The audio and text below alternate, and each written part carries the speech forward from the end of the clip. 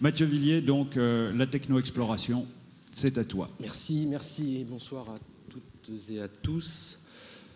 On a un superbe plateau sur une thématique extrêmement large, mais enfin on a rempli la table, il n'y avait plus de place ailleurs. La question qui nous est posée, c'est de savoir dans quelles conditions l'aventure humaine technologique peut continuer. Alors hier, on a vu des images, j'en discutais avec certains d'entre vous, qui ont été un petit peu choquantes. Aujourd'hui, ça sera plus joyeux, en tout cas visuellement. Pas d'hommes réparés, de greffe de peau et de choses comme ça. Mais plutôt une projection dans un avenir relativement proche, en tout cas dans un premier temps à horizon 2010-2020. Et on se faisait la réflexion qu'à l'occasion de ce premier festival, il y a une petite vingtaine d'années, on aurait eu certainement du mal à imaginer qu'on aurait gagné Cavaillon en moins de 3 heures en partant de Paris et qu'il y aurait eu même des compartiments où les portables étaient interdits tant ils sont omniprésents, y compris dans le train. Alors, c'est une transition un peu facile pour donner sans trop tarder la parole à 2 personnes qui vont nous dire comment nous nous rendrons au 40e festival dans une petite vingtaine d'années. Ça risque d'être assez différent de ce qu'on a connu aujourd'hui et de ce qu'on connaissait il y a 20 ans. On a 2 personnes ici qui sont directement en charge d'inventer pour l'un le train du futur et pour l'autre les communications du futur.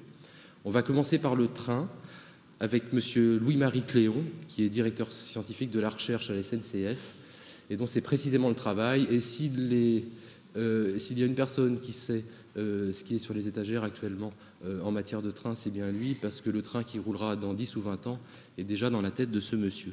Je vous laisse la parole. Merci. Merci bien. Bonjour, ici à Cavaillon. Je vais vous présenter le train, mais également l'infrastructure sur laquelle roule le train.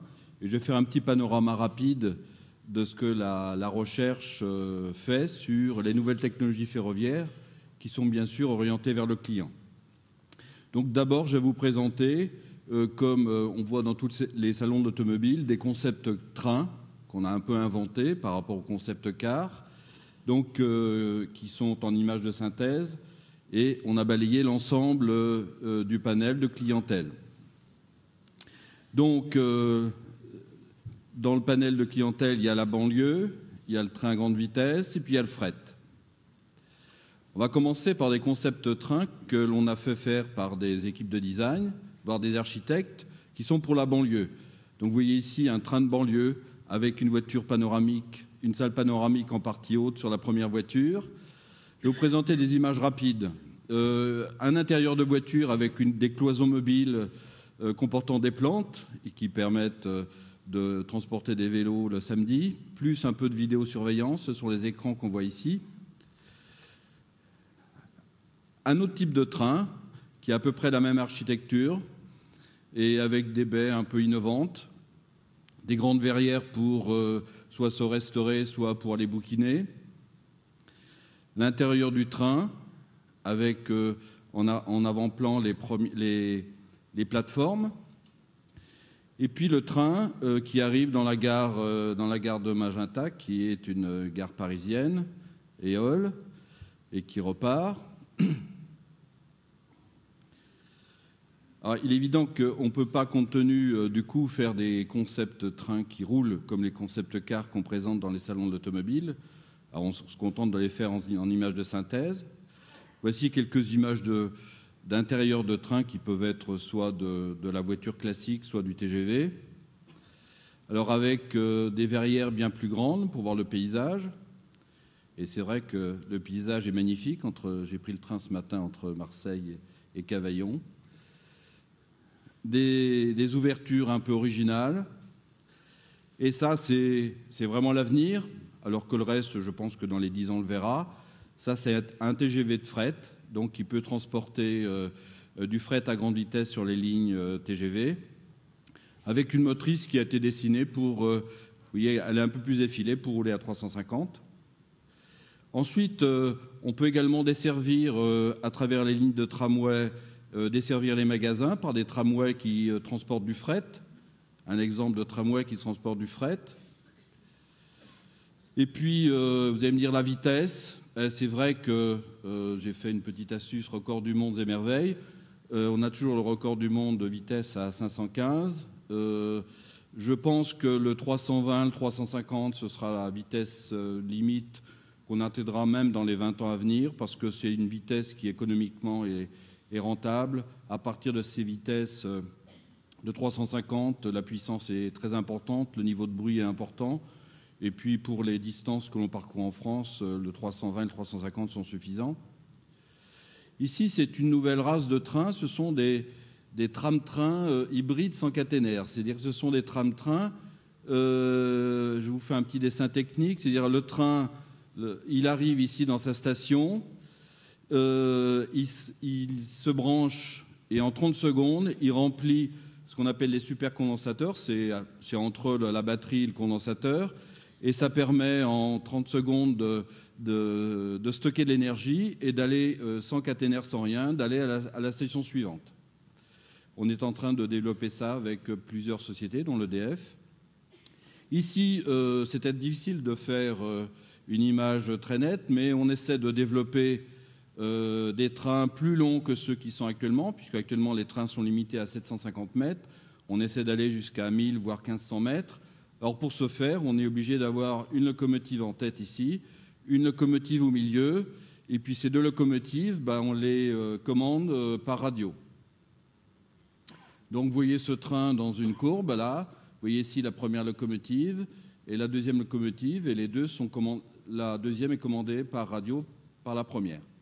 Alors ensuite, on travaille dans des domaines très différents qui intéressent l'aérodynamique. C'est à la fois les problèmes de sécurité. Ici, ce sont des essais qui ont été faits pour toute la protection de la ligne nouvelle entre Valence et Marseille vis-à-vis des vents. Vous n'êtes pas sans savoir que le Mistral souffle assez fort. Donc on a fait des études importantes en soufflerie pour vérifier qu'il n'y avait pas de problème de renversement. Donc à la fois en soufflerie, à la fois ici, c'était dans à Météo France Toulouse, dans une station particulière, et on a fait également des modélisations pour essayer de protéger le train.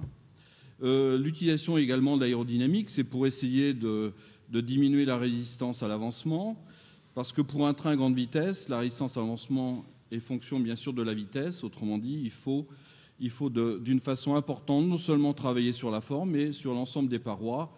Et ce que vous voyez ici en coupe, c'est ce qu'on appelle la couche limite, qui à la fois empêche le train d'avancer et d'autre part, comme il y a des turbulences, produit du bruit. Donc à la fois on travaille sur la résistance à l'avancement et sur le bruit. Ici on travaille également dans un autre domaine qui est un peu différent, c'est l'utilisation du traitement de l'image pour essayer d'améliorer la maintenance. Quelquefois, et en période d'hiver ça arrive de temps en temps, les caténaires se décrochent et on est immobilisé sur le train. Donc on essaie de détecter auparavant par un traitement de l'image quels sont les objets qui peuvent être défaillants. Ici, on avait voulu détecter les supports de caténaires. Donc on a visualisé l'ensemble du train et puis ensuite on a détecté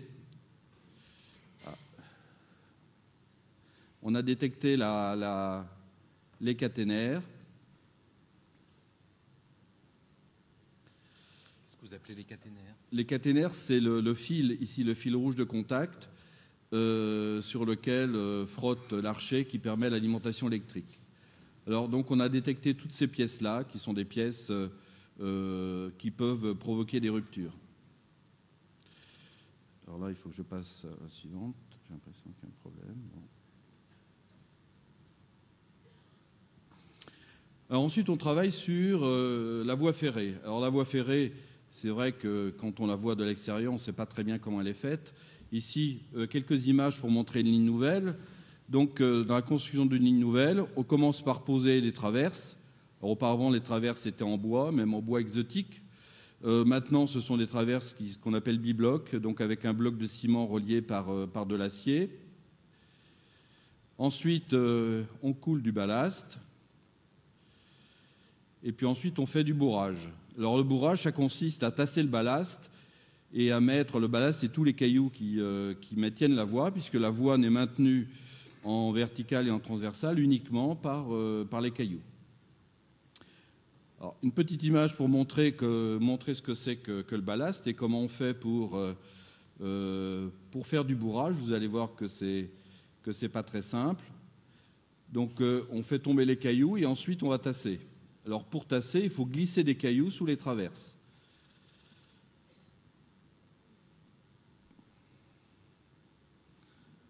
Donc vous voyez cet appareil qui vibre et qui pousse les cailloux et qui les pousse sous les traverses, sous le rail.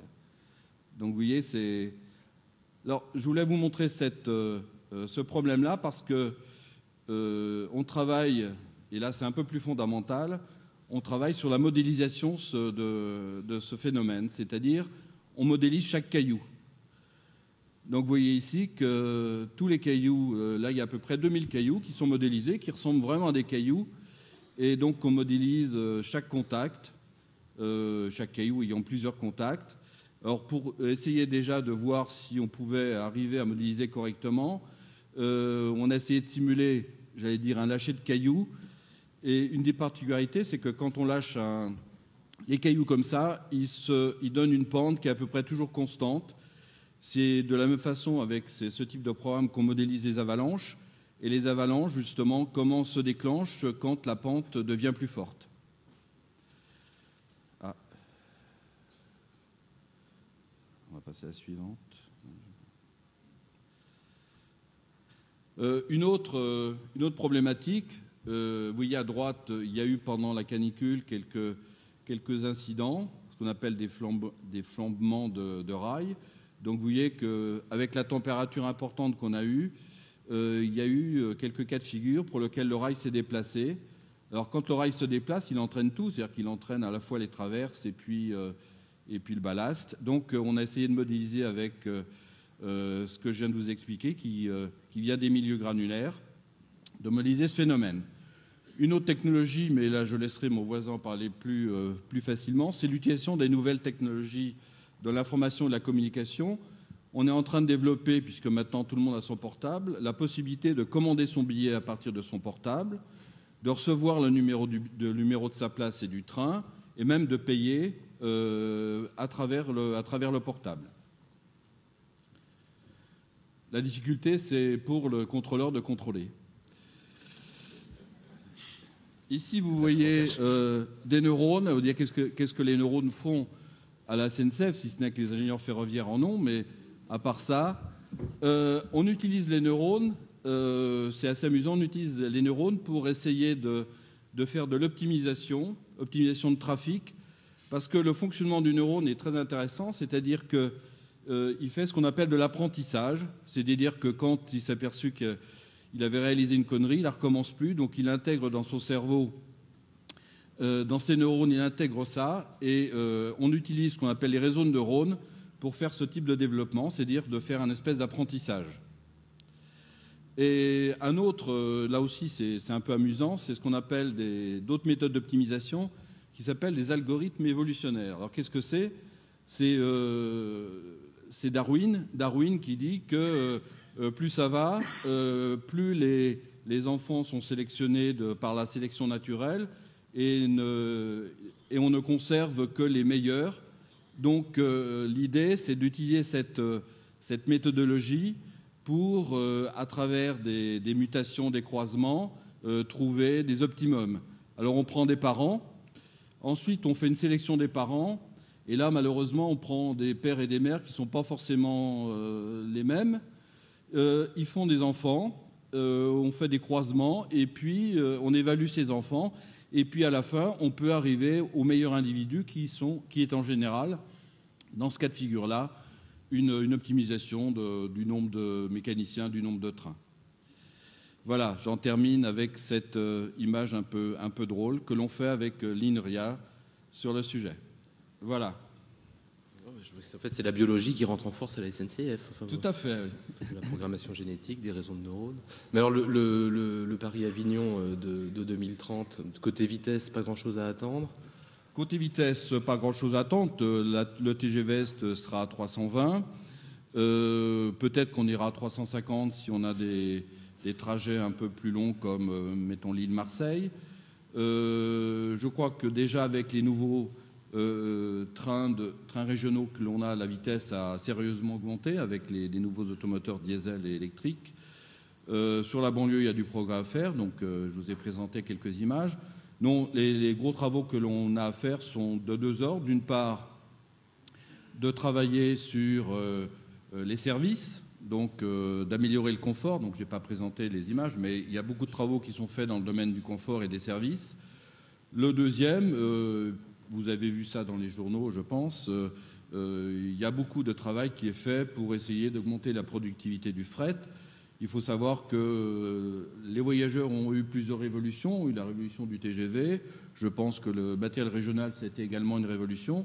Le fret, on n'a pas inventé de nouveaux wagons depuis 20 ans. Donc il y a beaucoup de travail à faire sur le fret et dans tous ces domaines. Et puis, bien sûr, dans le domaine de l'environnement, d'essayer de réduire à la fois les sources de bruit, qu'ils soient les bruits de roulement, qu'ils soient les bruits aérodynamiques, tous les problèmes de pollution également sur les diesels. Mais je pense qu'à l'horizon 20 ans, il n'y a pas de révolution extrêmement importante à faire, sauf peut-être dans ce que j'ai présenté, les stockages d'énergie. Bon, pour l'instant, on travaille un peu sur les supercondensateurs qui sont des moyens de stockage d'énergie pas complètement encore industriels. On regarde la pile à combustible, mais je pense que là, c'est à l'horizon 15-20 ans, parce qu'il y a encore beaucoup de progrès à faire, en particulier du point de vue économique. Ok. Merci.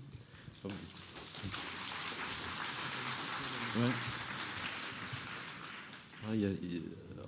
En fait, Monsieur Cléon a à sa gauche un redoutable concurrent qui s'appelle Monsieur Carrère et qui est en train de lui voler son câble déjà. Parce qu'une manière d'aller vers les autres, c'est de ne pas y aller, c'est de rester à la maison et de communiquer. Est-ce que vous pourriez nous dire ce que vous avez dans vos cartons sur les 20 ans qui viennent en matière de communication ?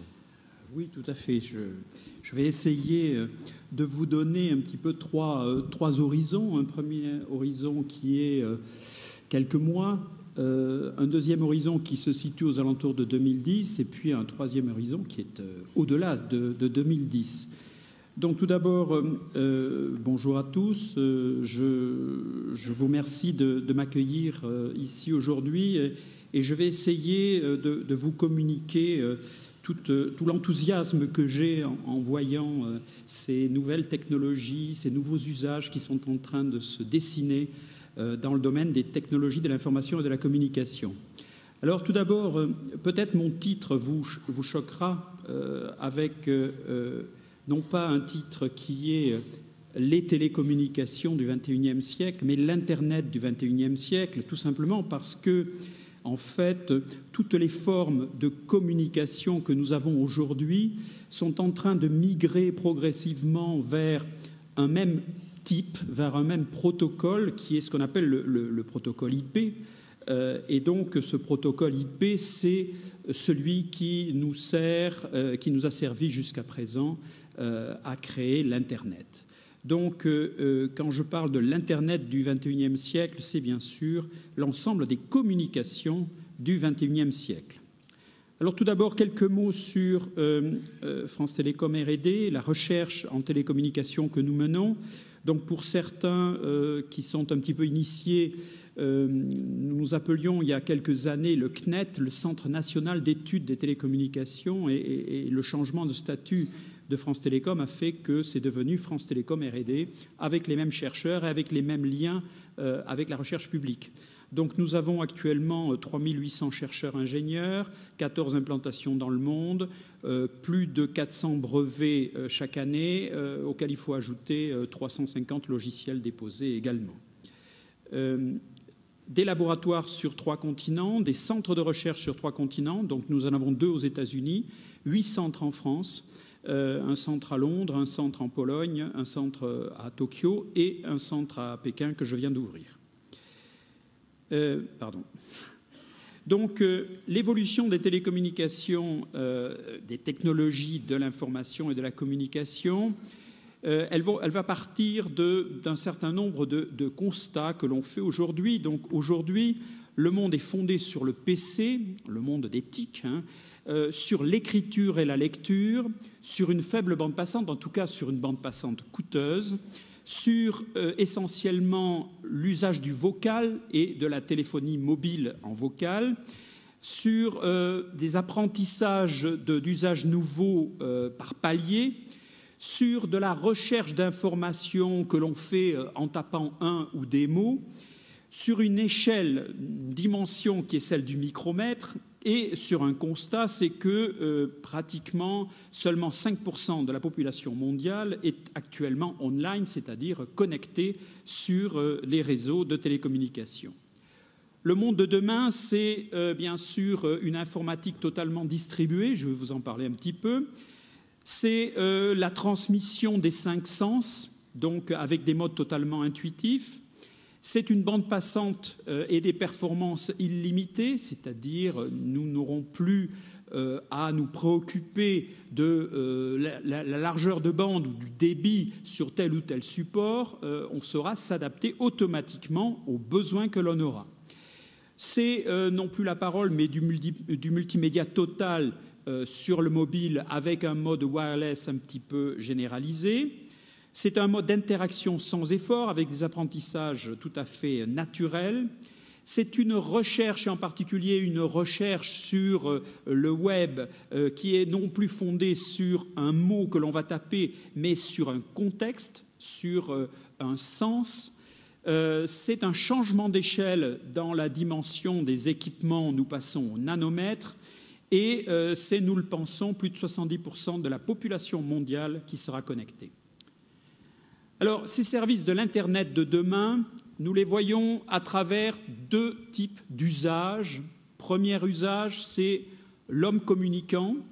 Cet homme communicant, c'est partout, à la fois quand il est dans ce que nous appelons sa sphère domestique, essentiellement autour de l'habitat, quand il est dans la sphère publique, ça comprend tous les déplacements, les transports, et quand il est dans sa sphère professionnelle avec les particularités que nous avons autour des contraintes des entreprises. Alors peut-être juste pour illustrer cette partie, l'homme communiquant partout, je voudrais vous montrer quelques images qui illustrent des services que nous aurons dans les mois à venir. Donc là, nous sommes dans l'échelle de temps courte. Si la technique ne me trahit pas, si le son marche,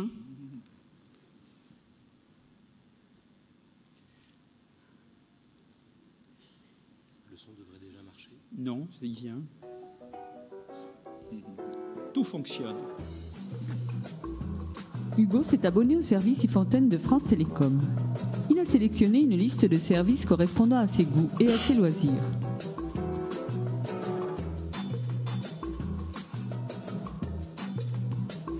Hugo va prendre le métro pour aller travailler. En s'approchant d'un bar tabac PMU, son terminal rangé dans sa poche détecte automatiquement la proximité d'une borne iFontaine et se connecte pour s'identifier. Plus il s'approche de la borne et plus le débit est important. Hugo, abonné au service loto et PMU, reçoit directement sur son terminal les derniers résultats du loto ainsi que l'arrivée des dernières courses.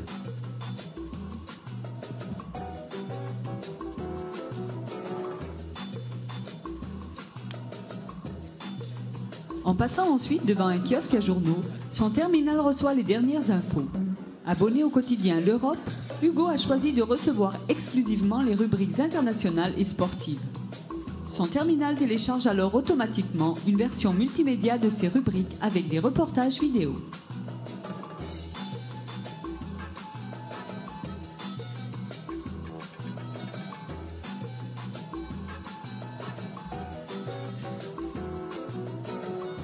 Arrivé au métro, une borne iFontaine installée à l'entrée de la station envoie automatiquement sur son terminal des informations sur l'état du trafic et les éventuelles perturbations.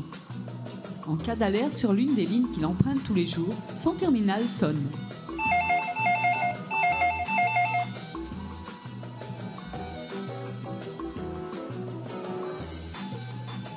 Hugo s'installe alors confortablement dans une des rames. Il sort son terminal et consulte avec impatience ses différents services iFontaine.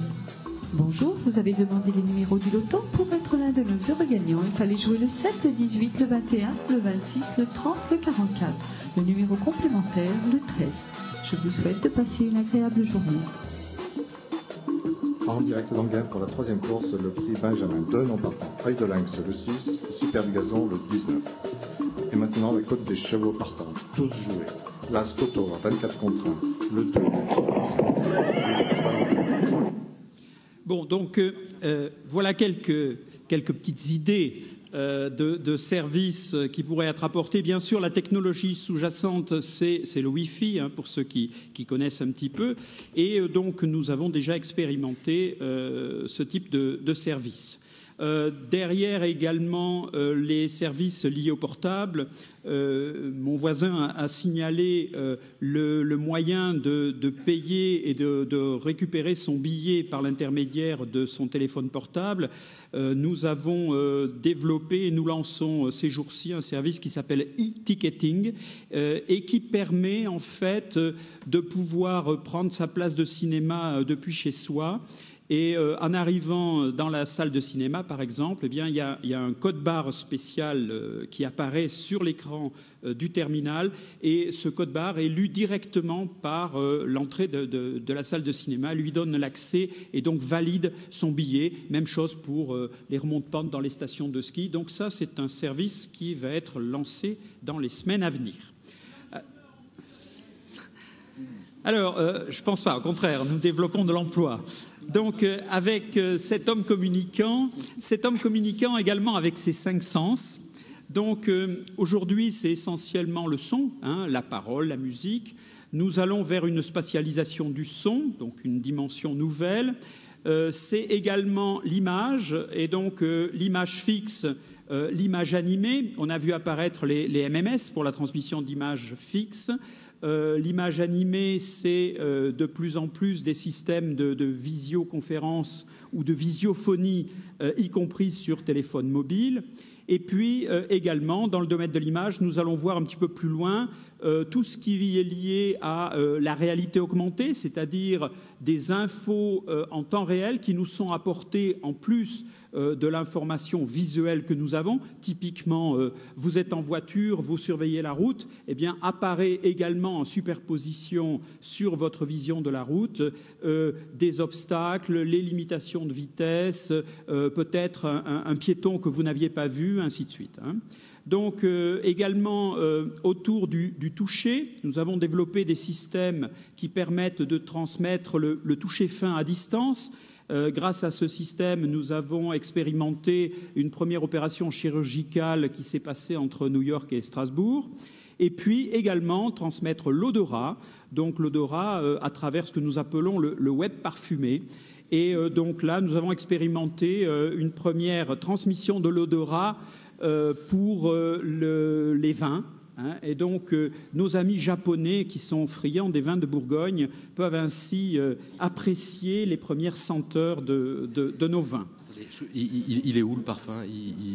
Alors, il circule aujourd'hui, le parfum ne circule absolument pas. Le parfum est analysé du côté captation, et il est synthétisé à l'autre bout à partir de parfums élémentaires que nous avons, et avec un dispositif qui ressemble un petit peu à une imprimante. Je n'ai pas le temps matériel de vous montrer un certain nombre de choses. Je sais, je vois bien que vous surveillez votre montre, mais voyez là-dessus, il y a un petit truc qui apparaît à peine, qui s'appelle diffuseur d'odeur et qui montrait un petit peu la technologie utilisée. C'est une espèce d'imprimante. Au lieu de gérer des cartouches d'encre, on gère des parfums élémentaires, et la combinaison de ces parfums élémentaires donne des odeurs complètes. Deuxième domaine, ce sont les objets communicants, et ça, c'est un domaine extrêmement important. Nous pensons que dans les années à venir, eh bien, il va y avoir de plus en plus d'objets qui vont être capables de transmettre des informations, mais également de recevoir des informations et d'activer un certain nombre de fonctions. Donc, nous le verrons à travers ce qu'on appelle les MEMS, par exemple, hein, les micro-éléments. Mais également, c'est des objets qui vont être dans notre environnement et qui vont comporter des dispositifs de communication comme par exemple notre réfrigérateur ou notre machine à laver qui sera capable d'appeler tout seul le service de maintenance parce qu'il aura détecté une anomalie dans son fonctionnement. Et puis enfin, dans les objets communicants, eh bien, c'est un certain nombre d'objets qui, d'ores et déjà, se mettent dans notre environnement. C'est ce que nous appelons les RFID, c'est-à-dire ce sont des étiquettes, des tags qui permettent de suivre un certain nombre d'objets, de pouvoir tracer un certain nombre de produits, y compris des produits, par exemple, qui sont sensibles à la température, qui ne doivent pas dépasser certaines températures. Eh bien, on a en mémoire dans cette RFID un certain nombre d'informations sur la vie du produit, et donc on est capable de lire à distance ces informations. Donc tout ceci est en train de se multiplier et va se multiplier dans les années à venir. Alors, l'Internet du XXIe siècle, qu'est-ce que c'est ? Eh bien, aujourd'hui, l'Internet, c'est essentiellement des problèmes de connexion, des problèmes de bande passante, des problèmes de mobilité et des problèmes liés à un terminal ou à des terminaux. Demain, eh bien, la connexion va aller de soi, on sera toujours connecté dans la mesure où on le souhaite. La bande passante sera toujours suffisante pour l'application que l'on voudra faire. La mobilité, eh bien, on assurera la continuité de la communication et l'adaptation soit à la personne, soit au contexte. Par exemple, eh bien, vous êtes chez vous, vous avez commencé une communication, une visio avec un membre de votre famille, vous êtes obligé de sortir. Cette communication va être transférée tout seul sur votre terminal portable et donc en adaptant les capacités et les performances de la visio à ce terminal, donc une continuité des services, quel que soit l'endroit, quel que soit le contexte. Et puis, bien sûr, le terminal, eh bien, c'est la diversification des terminaux, ce n'est pas un terminal unique, c'est essentiellement un éclatement du terminal pour l'intégrer davantage dans l'environnement. C'est donc un autre Internet. Alors, en 2010, donc 4 domaines technologiques essentiels. Je vais passer très vite parce que je vois que je n'ai pas beaucoup de temps. C'est d'abord des systèmes de calcul qui seront intégrés partout dans notre environnement grâce à, je l'ai cité tout à l'heure, à ces petits robots au sens constitué de capteurs, d'une certaine intelligence et d'actionneurs derrière, et avec l'aide des nanotechnologies, donc les nanotechnologies qui viennent au secours de la loi de Moore et des limitations que l'on avait agitées ces dernières années en nous disant « mais nous allons atteindre les limites de ce que l'on pourra faire sur le silicium, sur les circuits intégrés ». Eh bien non, l'arrivée des nanotechnologies nous fait espérer encore un certain nombre d'années de prolongation de la loi de Moore, avec des augmentations très très fortes dans les capacités de stockage, dans les performances des processeurs.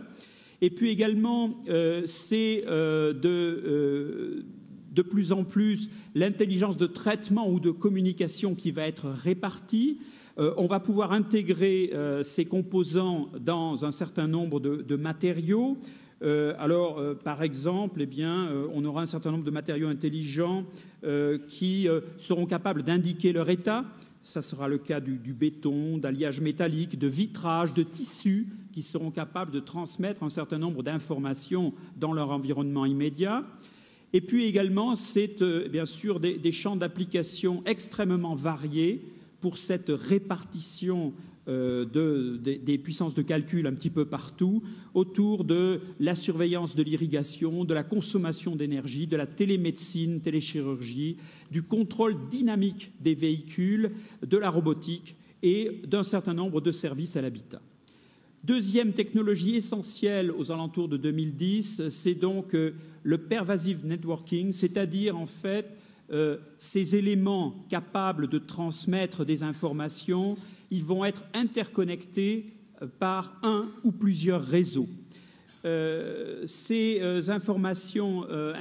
éléments interconnectés vont être capables de transmettre un certain nombre d'informations, dont les images, par exemple, et la production d'images. Eh bien, nous savons que les coûts techniques de production décroissent, et donc nous aurons de plus en plus d'images à disposition pour communiquer à travers ces différents réseaux.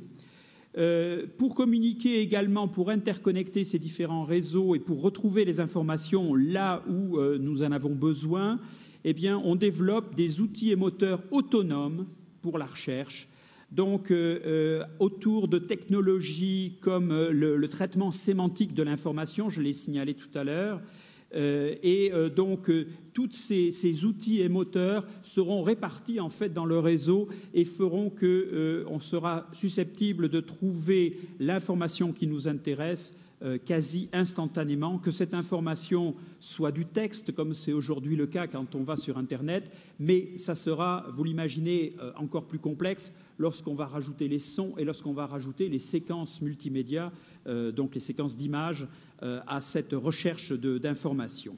Et puis nous pensons que les trafics de données seront de plus en plus symétriques, donc nous pensons que le fonctionnement en mode peer-to-peer, c'est-à-dire de particulier à particulier, va se développer très fortement et rendre beaucoup plus symétriques ces modes de fonctionnement.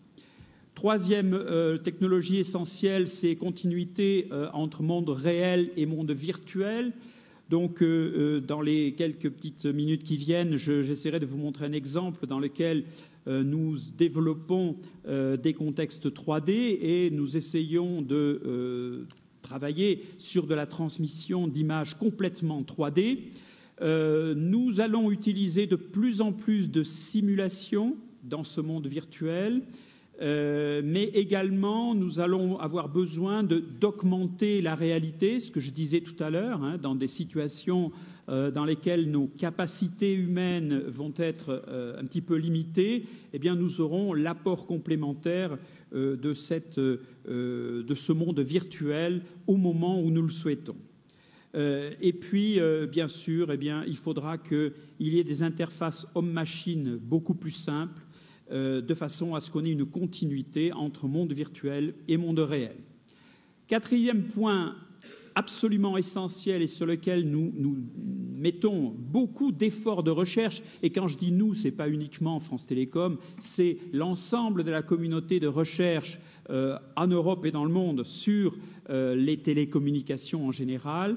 Eh bien, ces aspects de sécurité nous montre que l'acceptation de toutes ces évolutions ou de ces révolutions que je signale va dépendre fortement des conditions de sécurité.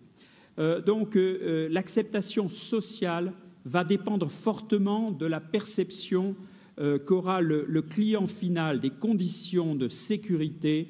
C'est ce que nous appelons la confiance. C'est-à-dire que pour que ces technologies et ces nouveaux usages se développent, il est absolument nécessaire que la confiance s'établisse entre les fournisseurs de ces nouveaux services et tout ce qu'il y a derrière, toute la logistique qu'il y a derrière, et l'utilisateur final.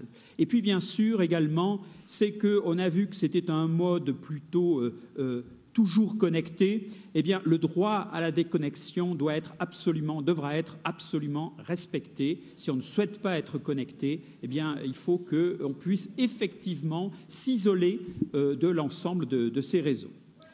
Alors, excusez-moi, j'ai l'impression que vous dites que cette informatique va totalement disparaître et devenir paradoxalement omniprésente. Oui. C'est quelque chose qu'on entend parfois. Est-ce que on a le sentiment d'une disparition? Ça va se fondre dans le décor? C'est mon premier slide où je montrais aujourd'hui et demain, effectivement, l'informatique, ça ne sera plus un PC sur lequel il faut laborieusement taper ou sur lequel il faut attendre la connexion, sur lequel on choisit un seul mode de connexion, soit on s'abonne au RTC, c'est-à-dire à l'Internet bas débit, soit on s'abonne à la DSL. Eh bien non, demain, c'est plus un PC, c'est un certain nombre de ce que nous appelons des devices, c'est-à-dire des terminaux qui auront des fonctionnalités différentes. Alors, certains seront complètement enfouis dans notre environnement, typiquement des terminaux qui pourront être, je ne sais pas si on est diabétique ou si on a des problèmes de santé et autres, eh bien, ils seront enfouis dans nos vêtements et tout seuls, ils communiqueront avec l'environnement et ils déclencheront des alertes si on a tel ou tel problème. Ça, comme le frigo, voilà. Qui marche tout seul. Donc, on va devoir presser un petit peu. Je ne sais pas si on passera à l'autre. Oui, tout à fait. Donc, je disais la sécurité dans le monde réel, à partir de, bien sûr, de systèmes d'identification biométrique, d'autorités de certification de signature, de moyens d'authentification de contenu à travers les technologies qu'on appelle le watermarking, ou de gestion des droits autour de Digital Right Management, qui est la gestion effectivement des contenus échangés sur Internet qui appartiennent à quelqu'un et sur lequel il faut qu'il puisse y avoir un modèle économique qui fonctionne. Et puis, à travers des évolutions technologiques autour de la cryptologie, c'est-à-dire de la protection de l'information transmise, notamment avec les technologies de crypto-quantique sur lesquelles on est en train de travailler avec un certain nombre d'organismes de la recherche publique. Également, il faut établir des règles pour la constitution de bases de données privées. Donc, il nous faut redéfinir ce que nous appelons la privacy, c'est-à-dire tout ce qui est notre sphère privée, nos informations privées, et être sûr que ces informations ne pourront pas être diffusées n'importe où. Alors, je vais très vite. Donc, je vais, si vous voulez bien... Combien de minutes il me reste? On est en plein débordement, je vous demanderai d'être relativement rapide. Peut-être juste à travers un exemple de quelques minutes, un petit film, vous montrer comment nous voyons l'intégration de ces technologies.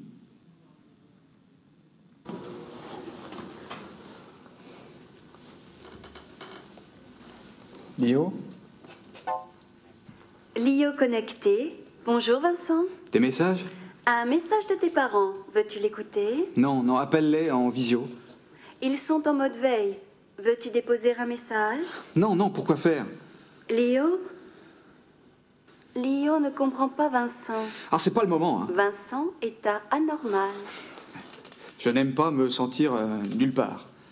Situation, pièce 206A, salle d'attente. Salle d'attente? De toute manière, je vous tiens au courant. Dès qu'il y a du nouveau.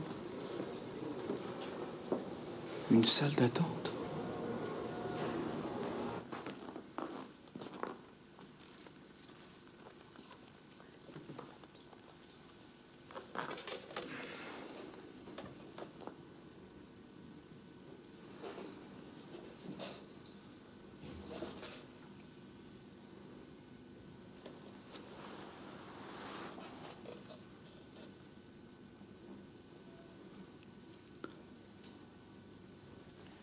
Lio, le journal. Page d'accueil connectée.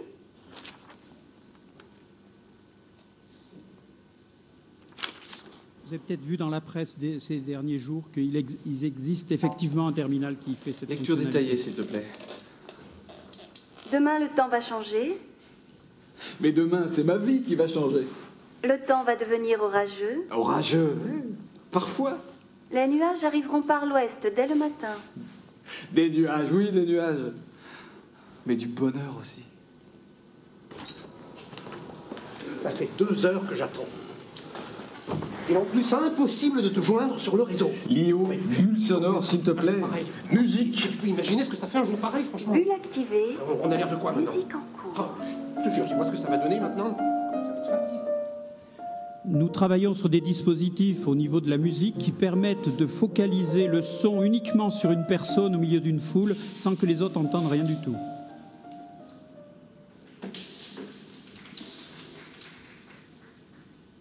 Lio? Lio connecté.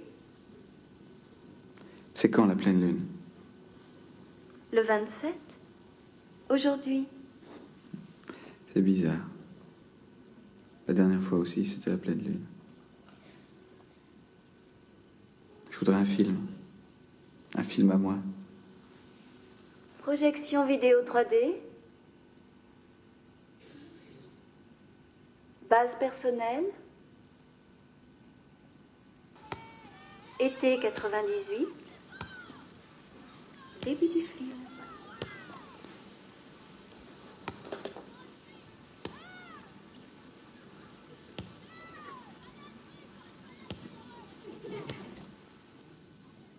Techno-image 3D intégrale.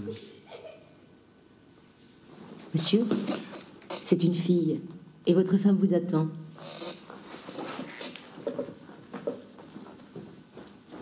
Monsieur! Vous avez oublié votre... Lio connecté.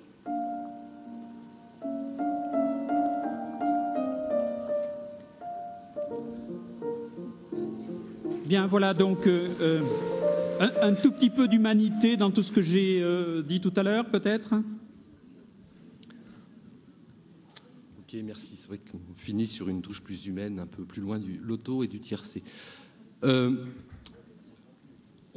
peut applaudir, il y a de l'intelligence là-dedans. Et cette aventure de l'intelligence, on l'a vu à l'œuvre hier sur des questions de médecine tout à fait passionnantes. On vient d'évoquer les questions de déplacement avec le train, les questions de communication et de télécommunication qui se préparent. Tout cela est bien bel et bien bon, sauf qu'il y a un problème quand même, un problème de ressources. Je crois que le public ici est particulièrement sensible à ces questions.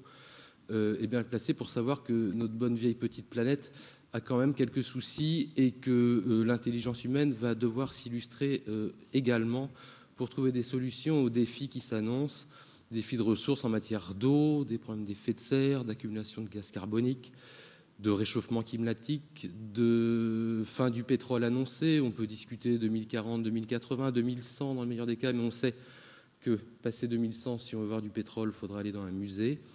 Et que d'ici là, on doit s'attendre à pas mal de désordre et on attend que l'intelligence, que le génie humain, dont on sanctifie, c'est un peu une séance à la gloire de ce génie humain, s'illustre dans un domaine qui est également sérieux.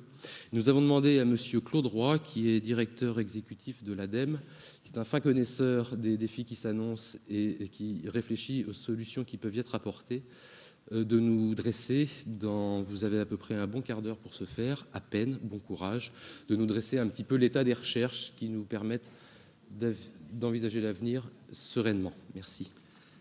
Oui, merci beaucoup. Je crois on était tout à l'heure dans l'axe 2 dressé par les frères Bogdanov tout à l'heure, l'axe technologique. On va revenir sur l'axe 1 qui est l'axe biologique, en fait, biologique écosystémique de la planète. Et pour s'approcher du futur, il faut de temps en temps avoir l'humilité de revenir un peu dans le passé. Je vous invite à un petit voyage rétrospectif. Je ne sais pas si c'est projetable. Apparemment, il faut que j'appuie sur quelque chose. Oula. Difficile, la mise au point. Est-ce que c'est lisible? Pas du tout. A cappella. Alors, je vous le commente simplement. Se rappeler qu'en fait, notre planète a 5 milliards d'années, que l'apparition de la vie sur Terre a 500 millions d'années, que l'hominisation de la planète, l'apparition des hommes humanoïdes, c'est environ 5 millions d'années, que la révolution technologique industrielle a 200 ans, que la révolution en termes de village planétaire, mondialisation, communication a à peine 50 ans, que nous avons 6 milliards d'habitants sur la planète aujourd'hui et que depuis l'origine de l'Homo sapiens, il y a eu en tout et pour tout environ 80 milliards d'habitants individus sur la planète, en tout, toutes générations comprises, dont 6 milliards existent aujourd'hui, vivent en ce moment. Il y en aura 10 milliards dans 50 ans. Et dans 100 ans, on aura épuisé les ressources de pétrole, de gaz, que nous a cédé la planète en 100 millions d'années, il y a environ 300 millions d'années. Nous en avons déjà en gros consommé la moitié. Et au train où nous sommes partis, nous aurons terminé de consommer ces ressources d'ici 100 ans. Donc on a un vrai défi très clair à surmonter, défi qui s'analyse en termes de démographie, je viens de vous le dire. Il faut savoir que le doublement de cette population mondiale s'accompagnera par un quadruplement de la consommation mondiale et que, au-delà des besoins de télécommunication, de confort, de transport, il y a des besoins primaires, se nourrir, boire, se chauffer. Donc, et c'est vraiment les besoins primaires de l'humanité qui nous inquiètent, mais sur lesquels il y a des solutions. Inquiétude en matière d'eau. Je rappelle que les ressources en eau douce de la planète représentent à peu près 3% des ressources totales en eau. Le reste, c'est de l'eau salée. Et pour transformer l'eau salée en eau douce, ça consomme beaucoup d'énergie et que l'énergie est rare, va devenir de plus en plus rare. Rappelez également que justement cette énergie, aujourd'hui, 78% de l'énergie qui est consommée sur la planète est de l'énergie fossile, essentiellement pétrole et gaz. L'énergie nucléaire représente à peine 5%. L'énergie de la biomasse, en gros le bois, 11% de la consommation planétaire.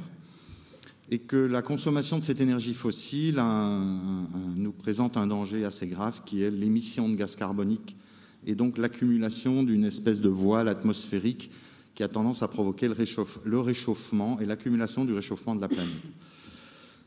Cet effet de serre dont on parle, ce réchauffement planétaire, c'est ce qui nous permet de vivre sur la planète. Si nous n'avions pas cet effet de serre sur la planète, il ferait aujourd'hui moins 20 degrés en permanence sur l'ensemble de la planète et nous serions tous congelés. Mais l'effet de serre, c'est comme tout, point trop n'en faut.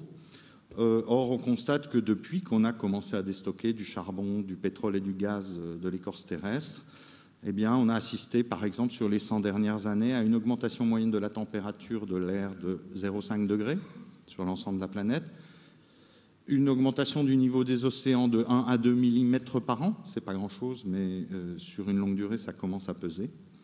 Et puis à l'apparition de phénomènes climatiques un peu atypiques. Les grandes questions qui se posent aujourd'hui, c'est quelle est l'amplitude de ce phénomène dans le temps, quelles en seront les conséquences, et est-ce que ces phénomènes sont réversibles? Les moyens d'action qu'on a pour agir, c'est évidemment d'avoir une utilisation un peu plus rationnelle de notre énergie, ce qui ne va pas toujours forcément dans le sens des progrès technologiques qui sont annoncés. C'est de développer des énergies renouvelables, alternatives, et aussi des matières premières renouvelables. Il ne faut pas oublier, par exemple, qu'aujourd'hui, 15% de la consommation de pétrole dans le monde sert à fabriquer du plastique ou de la pétrochimie. Puis la troisième solution, c'est de fixer ce gaz carbonique dans des éléments stables, de façon à ce qu'il n'aille pas dans l'atmosphère. Un des exemples les plus flagrants, c'est le bois. Par exemple, le bois est un élément stable. La charpente de la cathédrale Notre-Dame, c'est du gaz carbonique fossile du XIIe siècle. Ben, tant qu'il est dans la charpente de Notre-Dame, il n'est pas dans l'atmosphère.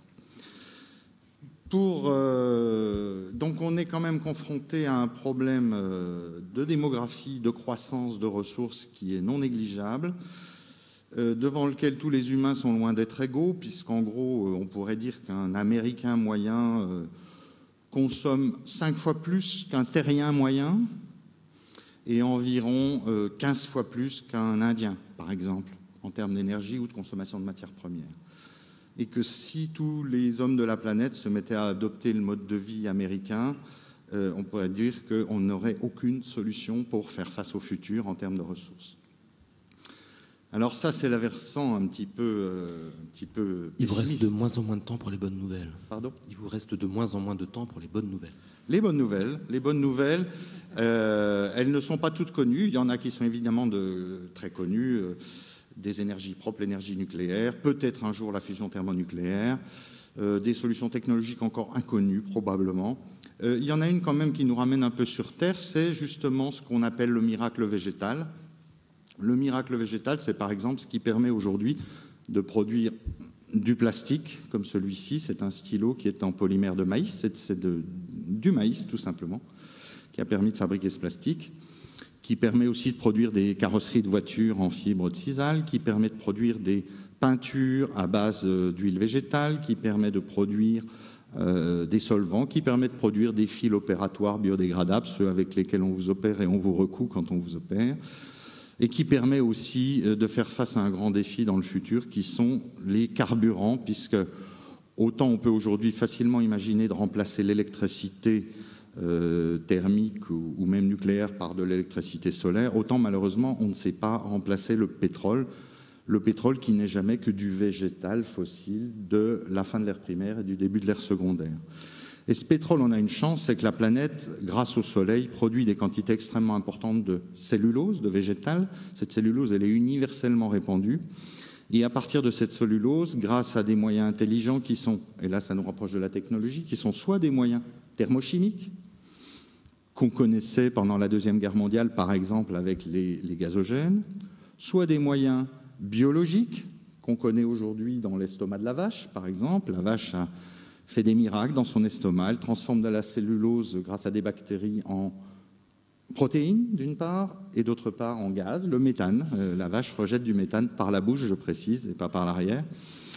Et donc, ce que la vache fait ou ce que le gazogène de la Deuxième Guerre mondiale faisait, on peut le faire de mieux en mieux, de manière de plus en plus efficace, et ainsi avec cette biomasse très répandue sur Terre, avec évidemment des systèmes de culture très intensifs. L'avenir sera forcément intensif, vu la population à laquelle on a affaire, mais intensif ne veut pas forcément dire polluant ni dégradant, c'est un intensif durable auquel on pense en matière agricole.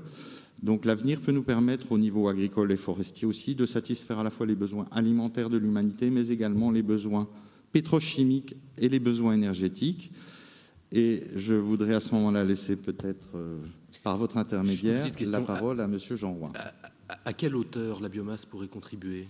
À quelle hauteur ? Disons que dans une version raisonnable et non, qui ne suppose pas de saut technologique majeur, puisque toutes les technologies en cause sont, comme on dit, sur l'étagère. On les a sous la main, il suffit de les développer. 20% du défi énergétique et du défi pétrolier planétaire peut être relevé par la biomasse sans déséquilibrer, sans pénaliser l'usage alimentaire mondial. D'accord, parce que cette surface agricole dont on parle dans les deux cas. Donc en gros, on pourrait dire qu'un jour, 20% des surfaces agricoles et 20% des surfaces forestières mondiales seraient traitées de manière intensive, très intensive, mais raisonnable et compatible avec l'équilibre des sols et de l'eau, pour produire quelque chose qu'on commence à appeler, c'est un mot que vous entendrez de plus en plus évoqué, de la moléculture. La culture de molécules.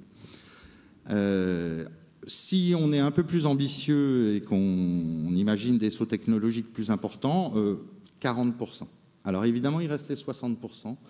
Et les 60% nous ramènent à des choix énergétiques plus complexes qui passent notamment par le secteur nucléaire et par le secteur des piles à combustible. Le propos, je ne vais pas répondre à votre place, mais le propos était de dire, comme la biomasse était aujourd'hui sous-utilisée, sous-estimée, et combien des gens y croyaient pour contribuer dans des proportions conséquentes à un défi majeur qui se pose à la planète aujourd'hui. Oui, je peux peut-être juste répondre sur ce point. Cette révolution végétale dont je parle s'accompagnera parallèlement de révolutions solaires également.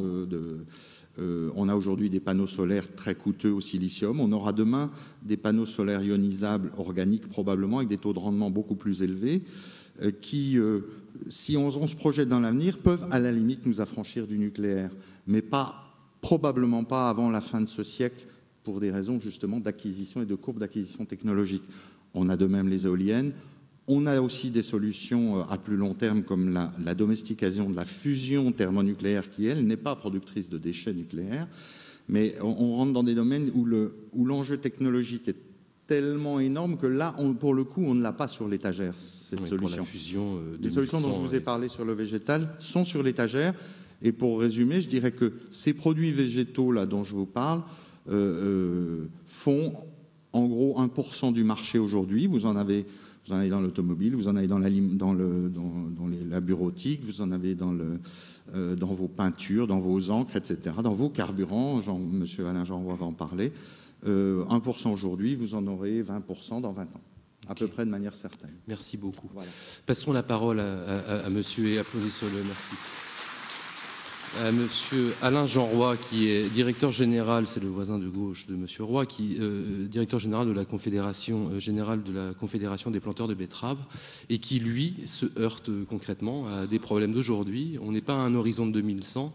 Il y a des possibilités aujourd'hui de faire des choses à partir des betteraves notamment, mais pas que.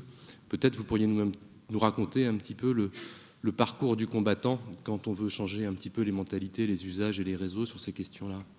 Bon, effectivement, je crois que Claude l'a dit à l'instant, on est en face d'une possibilité de substitution pour partie, parce qu'on n'a pas la prétention, bien sûr, de résoudre tous les problèmes, mais d'une substitution du carbone fossile par du carbone végétal. Bon, je rappellerai simplement une chose, c'est qu'il y a 50 ans, voire 70 ans, un tiers des exploitations étaient consacrées à nourrir la traction. Donc c'est bien de ça dont on parle quand on dit que maintenant on va nourrir d'autres tractions que celles qu'il y avait à l'époque sur les fermes. Donc je crois qu'en la matière, on est à la veille d'une petite révolution et d'une reconnaissance du rôle que l'agriculture pourrait jouer pour participer à l'amélioration, en quelque sorte, de problèmes de pollution auxquels nous sommes confrontés. Et je concentrerai mon exposé sur un problème majeur, qui est le problème de la pollution automobile. Il est clair qu'il n'y a pas de solution à la date d'aujourd'hui, je parle de solution immédiate, autre que celle des biocarburants, pour diminuer les émissions de gaz carbonique, de CO2, c'est-à-dire ce qui provoque essentiellement l'effet de serre. Alors, c'est reconnu. Il se trouve qu'en la matière, on peut considérer qu'il y a plusieurs biocarburants possibles. Nous pouvons à la fois, à partir de colza et de tournesol, fabriquer des huiles qui se mélangent très bien et qui se mélangent déjà dans vos réservoirs avec le gazole, et nous pouvons fabriquer des alcools à partir de matières premières végétales fermentescibles. Et là, je peux citer bien sûr le blé, la betterave, l'orge, la canne à sucre, le maïs. Alors, ça, c'est les différents biocarburants qu'on peut avoir. Ce qu'il faut voir, c'est que d'autres que nous s'en sont souciés bien avant. C'était en 1973, au moment du choc pétrolier. Les États-Unis et le Brésil ont démarré de gros programmes, et actuellement, on peut considérer qu'au Brésil, 25% des essences consommées le sont sous forme de biocarburants issus de la canne à sucre. Et c'est une norme réglementaire, c'est-à-dire que le Brésil a décidé que les pétroliers brésiliens, Petrobras en l'occurrence, mettraient 25% d'éthanol dans les biocarburants. Aux États-Unis, c'est de 5 à 10% selon les États. Et l'origine de ce programme aux États-Unis était surtout basée sur l'indépendance énergétique. Alors, en Europe, où en sommes-nous? Nous sommes très en retard. Quelques chiffres. Simplement, le Brésil, c'est 125 millions d'hectolitres de produits, de consommés. Les USA, ils viennent d'augmenter de 27% au cours des 2 dernières années. Ils sont passés à plus de 100 millions d'hectolitres. Et en Europe, on en est à 4 millions d'hectolitres. On en a 2,2 en Espagne, 1 en Suède et 1 en France. Et ça fait 10 ans qu'on demande des mesures. Vous parliez du parcours du combattant. Ça fait 10 ans que nous sommes sur le dossier. 1 million d'hectolitres. Est-ce que c'est l'inertie de l'administration? Est-ce que c'est l'opposition de certains lobbies? Je crois plus à la deuxième solution. Il est clair que nous allons, en quelque sorte, devenir concurrents d'une profession qui n'avait pas l'habitude de voir l'agriculture interférer dans ses affaires. Donc l'Europe nous aide. Il y a 2 directives qui viennent d'être adoptées par le Conseil des ministres, qui fixent un objectif très clair, 7%. Alors ce n'est pas 10, ce n'est pas 25, comme je le disais à l'instant, mais 7% d'incorporation des biocarburants en volume dans les essences d'ici 2010. Donc c'est quand même significatif. Qu'on comprenne bien, 7%, je prends un litre d'essence, je mets 7% de biocarburant dans ce litre d'essence et ça fonctionne dans le moteur de la voiture qui est aujourd'hui la mienne. Exactement. Alors tout de suite une réponse, il n'y a aucune modification de moteur à faire, y compris jusqu'à des proportions de 15 à 20%. Et ça, c'est reconnu, donc il n'y a pas de problème.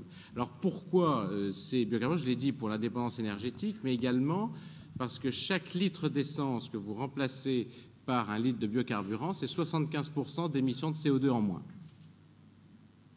Donc je crois que c'est très clair qu'on a un effet sur la pollution automobile qui est tout à fait positif et qui intéresse donc les pouvoirs publics pour respecter les objectifs de Kyoto, dont vous savez qu'ils nous obligent à respecter un certain nombre de normes en termes d'émissions de CO2.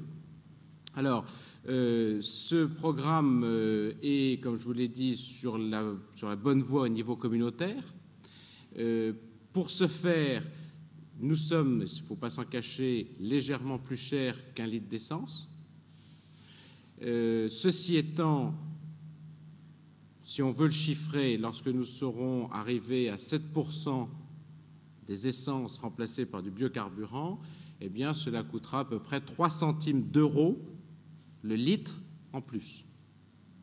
Donc, c'est plus cher, mais tout de même, je crois que les écarts que vous trouvez à la pompe sont quand même beaucoup plus importants et nous ne devrions donc pas être trop pénalisés par ce surcoût. Donc, nous sommes en train de trouver les solutions avec les pétroliers pour que les pétroliers nous achètent, bien sûr, l'éthanol et qu'ils l'incorporent dans les biocarburants. Donc voilà, en ce qui concerne la situation de ce dossier, elle est, comme je vous le disais, en attente d'une loi sur l'énergie qui devrait être proposée au Conseil des ministres le mois prochain. Donc nous allons, et vous allez en entendre parler, c'est une loi nouvelle sur les énergies qui va recomposer le bouquet énergétique français. On parlait du photovoltaïque, de l'éolien, mais il y aura les biocarburants. Nous devrions en France enfin obtenir cette mesure indispensable parce que chaque usine construite, et nous avons à peu près 5 à 6 usines à construire chacune qui vont produire 3 millions d'hectolitres, c'est 150 millions d'euros. Donc ce sont des investissements, un nouveau secteur économique qui se développe et pour lequel les agriculteurs sont prêts à s'investir puisque les capitaux seront mis pour l'essentiel à partir de sociétés détenues sous forme de coopératives par les agriculteurs eux-mêmes. Donc c'est un débouché tout à fait important. Certains nous disent, mais vous n'aurez pas assez de blé, vous n'aurez pas assez de betterave, vous n'aurez pas assez de maïs. Là, je m'inscris totalement en faux. Pour arriver à cet objectif en 2010 de 7% de remplacement des essences par les biocarburants, il faudra mobiliser quelques pourcents des surfaces blé et betterave. Et quand je dis quelques pourcents, c'est bien sûr inférieur à 10. Donc je crois qu'il faut garder raison. On a souvent dit également que nous allions encore polluer plus en amont que dépolluer en aval de cette production. Là encore, je m'inscris en faux, Claude Roy l'indiquait. Nous sommes des cultures intensives, mais encore une fois, la terminologie d'intensification ne veut pas dire polluante. Au contraire, l'intensification permet au contraire d'apporter à la plante ce dont elle a besoin, et rien que ce qu'elle a besoin. Et les techniques maintenant satellitaires, on parlait un peu des nouvelles technologies tout à l'heure, et je voudrais en dire un mot.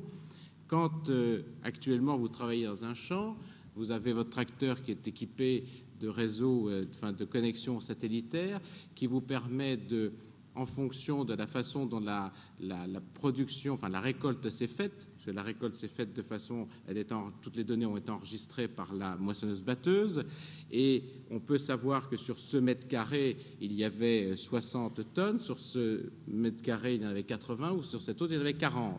Et qu'effectivement, on peut combiner de cette façon-là la répartition des engrais et des produits phytosanitaires.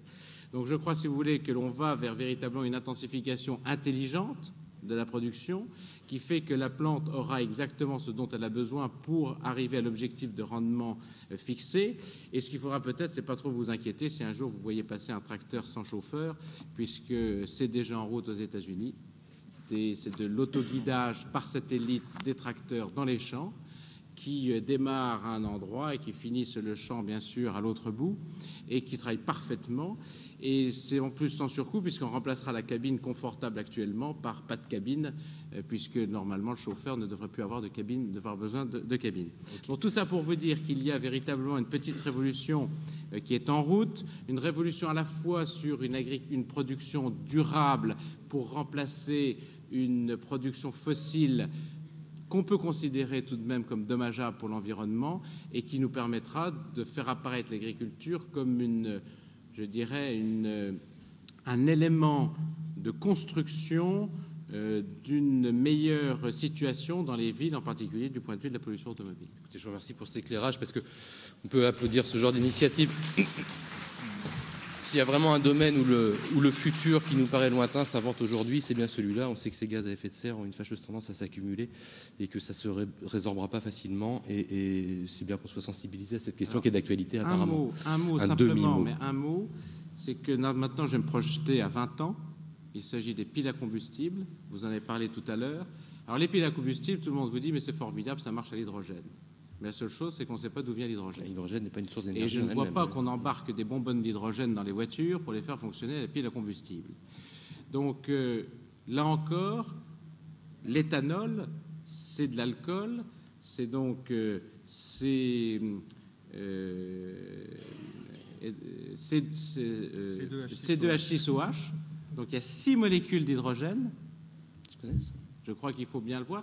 Nous avons des études avec le CEA tout à fait intéressantes qui nous permettent à due concurrence dont a besoin la pile à combustible, d'extraire l'hydrogène de l'éthanol embarqué dans la voiture, dans le réservoir. Donc dans les trains, ça pourrait être exactement la même chose. Et je crois que là encore, l'éthanol est le meilleur carburant des piles à combustible au moment où je vous parle. Si on parle piles à combustible, il faudrait aussi parler des problèmes qui se posent avec les... C'est un sujet passionnant, assez vaste, et tous les problèmes ne sont pas réglés avec la pile à combustible. Je me permets d'ajouter un petit point très intéressant. Les 7% dont a parlé Alain Jean-Roy représentent, à titre physique, 300 pétroliers Erika par an qui ne sont pas importés, ou d'Arabie Saoudite, ou d'Irak, ou de peu importe.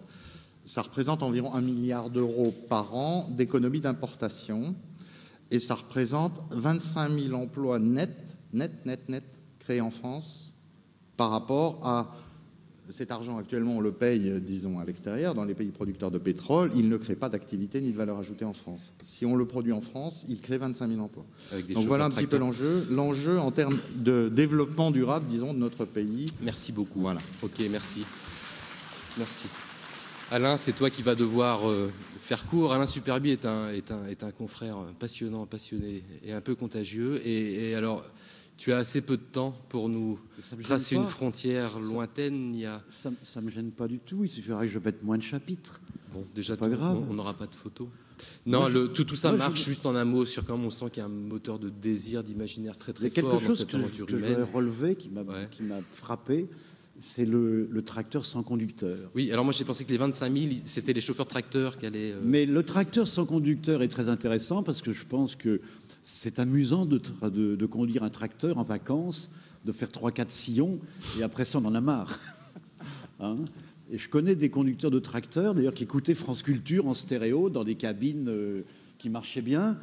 Ils vont l'écouter dans leur salon, c'est parfait, à condition, bien entendu, qu'ils gardent leur pouvoir d'achat. Mais moi, ça ne me gêne pas que les conducteurs de tracteurs fassent des boulots plus intéressants. Pas du tout. Et moi, dans le domaine qui me touche le plus, je suis frappé de constater qu'il y a une vraie tendance forte au fait de se dire que d'envoyer des êtres humains, par exemple, dans l'espace, puisque l'exploration, actuellement, si on parle de techno-exploration, Christophe Colomb ayant fait certains travaux avant nous, on est obligé d'aller plus loin, et généralement, c'est hors de notre planète, et on voit très bien que c'est assez cher d'envoyer des êtres humains hors de la planète. Donc il y a en effet plein de choses que des robots peuvent faire de manière tout aussi performante, voire plus que l'être humain qui a parfois des états d'âme, mais ce que le robot n'aura pas, ce sont quand même des émotions. Et je pense que pour certains enjeux qui me paraissent avoir une portée symbolique absolument considérable en tant que réflexion sur nous-mêmes, en tant qu'envie d'avancer, j'aurais presque envie de dire tout simplement donner sens à des civilisations en construction qui sont évidemment pas statiques, qui se basent sur des représentations du monde en état d'évolution. Certains mythes fondateurs ne sont plus suffisamment fascinants pour nous donner envie de continuer d'avancer. Alors là, il y a certainement un niveau d'exploration qu'il serait dommage de ne confier qu'aux robots. Et je pense à la prochaine cible évidente qui est Mars. On sait très bien faire des robots qui vont sur Mars, même quand Beagle 2 oublie devant le spectacle fascinant d'ouvrir son parachute. Ça n'est qu'une anecdote, c'est pas grave du tout. D'abord parce que c'était à peine 5% des enjeux embarqués autour de Mars Express et que le reste fonctionne parfaitement bien. C'est-à-dire que les 95% des enjeux scientifiques seront manifestement préservés et on espère bien, on espère bien même aller au-delà de ce pourquoi ça a été financé. Ce ne sont pas des manips extrêmement chers, mais si on ne se regardait qu'à travers des yeux automatiques, je pense qu'il y aurait quelque chose en moins. Donc moi, ce que je pense, et c'est à notre portée, c'est qu'effectivement, on va probablement envoyer bientôt des hommes dans l'espace. Surtout que ça intéresserait beaucoup M. Bush. Je n'ai pas bien compris ses motivations et je ne sais pas s'il a vraiment bien conscience de l'addition, qui est quand même relativement coûteuse. C'est plus cher que Mars Express, Opportunity ou Spirit, vous pouvez vous en douter. Pas tout à fait le même prix. Mais je crois que là, cette espèce de fascination que nous avons, on ne peut pas rester là statique sur cette boule. On a plein de problèmes à résoudre. Mais ça pose quand même un vrai problème éthique. Le problème éthique est le suivant. C'est qu'en effet, quand on dépense de l'argent pour faire ces choses-là, qui est tout simplement s'adonner à un plaisir merveilleux, parce que c'est ça en réalité ce type de recherche à mon sens, c'est se dire que peut-être que cet argent, on aurait pu le mettre dans des choses qui sont indispensables pour résoudre certains problèmes au niveau terrestre. Je crois que c'est objectivement ne pas tenir compte que ça ne représenterait que quelques sandwichs pour des gens qui n'en mangent pas assez, mais que surtout les retombées économiques de ces programmes sont absolument considérables. Si vous regardez avec un certain recul le pari d'Apollo, je ne vous citerai certainement pas l'ensemble des choses, ils sont considérables, à commencer par la micro-informatique, et évidemment c'est intéressant par rapport à ce qu'on met dedans, mais c'est vrai en fait de tout médium, hein, et ça dépend ce qu'on met dedans, à commencer par les couches jetables. C'est bien hein, d'avoir des couches jetables quand on a des petits bébés, ça a l'air de rien, mais ça change la vie. Le stylo biche, bon, il y en a des centaines. Tout ça, c'est quand même les retombées de non pas un organisme comme une agence spatiale nationale américaine qui décide que dans la course quand même à l'armement, dans la course contre l'Union soviétique, il faut être présent là-haut et consolider son savoir-faire. Il n'y a pas que ça. Il y a aussi tout ce qui tourne autour et ce qui n'est pas prévisible en particulier. Et ça, effectivement, ils ont gagné la course quelque part, mais ils ont aussi changé la face du monde et c'était pas... Le vrai changement n'était pas intentionnel. Ça fait partie des conséquences imprévisibles d'un progrès global. Et je crois que dans la techno-exploration... Représentez-vous bien, même Paul-Émile Victor, comme ça a fait rêver certains d'entre nous, le pourquoi pas du commandant Charcot, les gens qui sont partis dans le petit vaisseau lunaire, il y avait tout un souffle derrière eux. Et ils nous ont renvoyé des images. Et puis, c'était que des militaires, plus un scientifique lors d'Apollo 17. En l'espace de quelques heures passées sur le sol lunaire, il a immédiatement mis le doigt sur les choses qui étaient importantes d'un point de vue des retombées scientifiques. Il a ramené les quelques cailloux qui ont tout changé de l'exploitation qu'on pouvait faire dans la connaissance de l'histoire du système solaire. Il ne s'est pas trompé. Évidemment, des robots pourraient le faire, mais il ne faut peut-être pas se couper de ces émotions-là. C'est-à-dire déléguer son envie vers les autres. Donc, ardent défenseur d'une présence humaine en dehors de la Terre, mais pas de n'importe qui, et peut-être des scientifiques plutôt que des militaires, qui ont peut-être une propension supérieure à nous faire partager des choses enthousiasmantes. En tout cas, il nous reste un petit moment pour débattre avec vous si vous avez des questions à nous poser. C'est vrai que c'était une table assez disparate, mais tout ça a été construit un peu à la gloire du génie humain, comme j'ai dit tout à l'heure. On s'est baladé dans le passé, on a été assez loin dans le futur. Il y a des choses dont on a envie, il y a des choses dont on a besoin. Tout ça continue, se mélange, et l'homme a marché sur la Lune, et ça serait dommage qu'il s'arrête là, parce que cette aventure a fatalement vocation à continuer, parce que sinon quoi. Bon. Est-ce que certains d'entre vous auraient des questions à poser à quelques-uns des intervenants? Il y a deux mains qui se lèvent ici. Il y a quelqu'un de levé à peu près au milieu devant, du côté central. On était là, au fond. Ah, pardon, il y en avait une de près ici, excusez-moi. Oui, pardon. C'est à moi? Je vois une personne qui a un micro ici. C'est moi au fond. Ah, j'en vois un devant et je ne vous vois pas au fond, mais je vous vois. Voilà. Monsieur, c'est à vous. J'ai une question au monsieur de la téléphonie mobile qui nous a montré des possibilités. Mais je voulais une question toute simple. Est-ce que les antennes émettrices sont toujours à la même puissance? Est-ce qu'elles se servent des ondes pulsées? Parce qu'à ce moment-là, on va se trouver dans un problème de santé qui va se multiplier. Et dans la sécurité, je n'ai pas vu le mot santé. Est-ce qu'on reste toujours à 41 millivolts ou est-ce qu'on vient, comme les luxembourgeois, à 2 millivolts? Alors c'est bien beau le progrès, mais je crois qu'il faut aussi... le système des antennes marche à longueur de journée, à longueur de nuit et à longueur d'année. Est-ce qu'il y a des progrès prévus là-dessus? Est-ce que vous avez pensé à tout ça ou est-ce que vous restez sur la recommandation européenne? Eh bien, je vais essayer de répondre à votre question.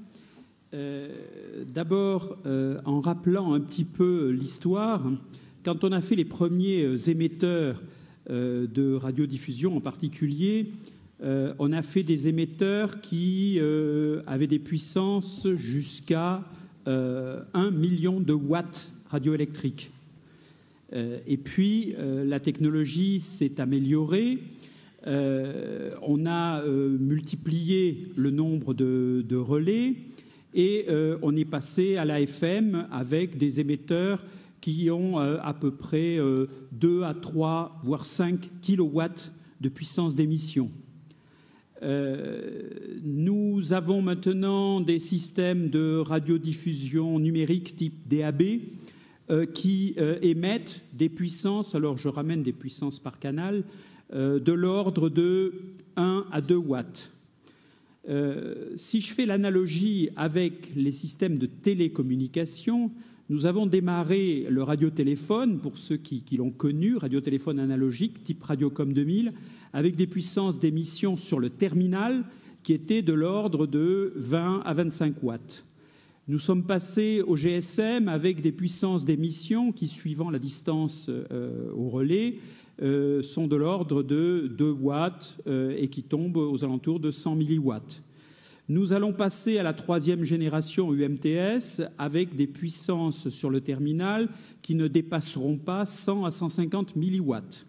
Et puis, tout ce dont je vous parlais, avec cette informatique-là qui va être un petit peu répartie partout autour de nous et qui va être dans un mode wireless permanent connecté, eh bien, nous allons mettre en œuvre des technologies complètement différentes qui sont essentiellement, alors vous avez parlé de technologie pulsée, ça c'est le gros grief des Américains qui nous disent oui, mais vous faites du TDMA, ça s'appelle comme ça, ces technologies pulsées, hein, et ce TDMA, il est très mauvais pour la santé.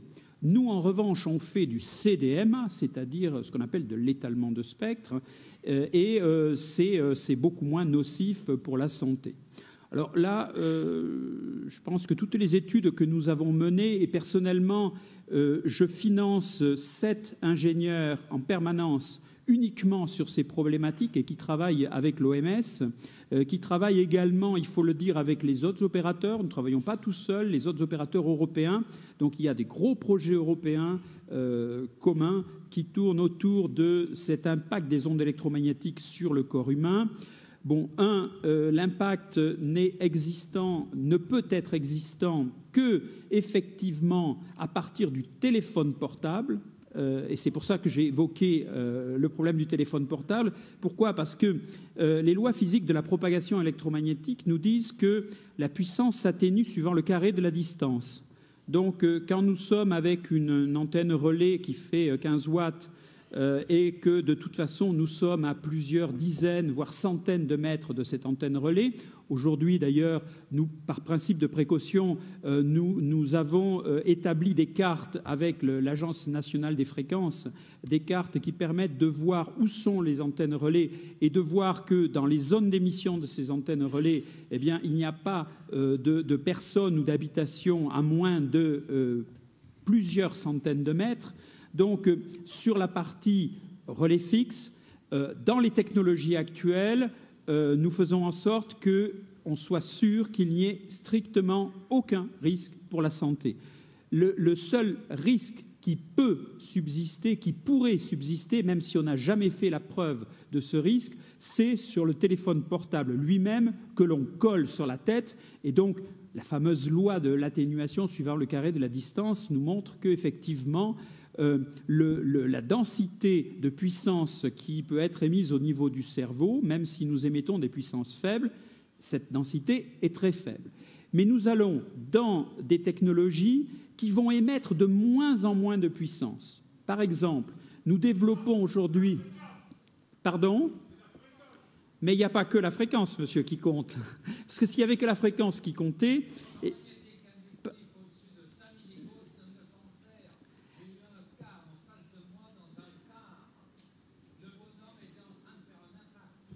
Oui.